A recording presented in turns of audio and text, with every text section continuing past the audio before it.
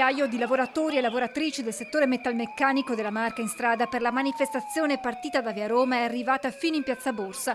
Alta l'adesione allo sciopero nei siti produttivi della provincia con una media tra l'80 e il 90%, con punte anche del 100% come alla Berco.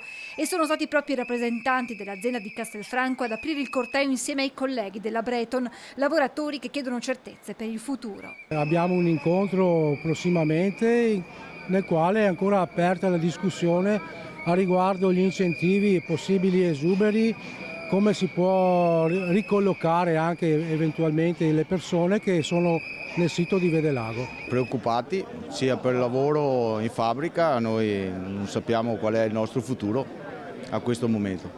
Fine aprile scade la cassa integrazione e non ci sono novità. Contratto, urlano i manifestanti. Quello del rinnovo contrattuale è infatti il motivo che ha portato in piazza i sindacati, tema che in Italia interessa 1,5 milioni di lavoratori, 40.000 nella sola provincia di Treviso. Questo è il terzo sciopero che facciamo da 8 ore. Siamo di fronte al fatto che la trattativa per il rinnovo del contratto, che è scaduto a giugno 2024, non è ancora iniziata.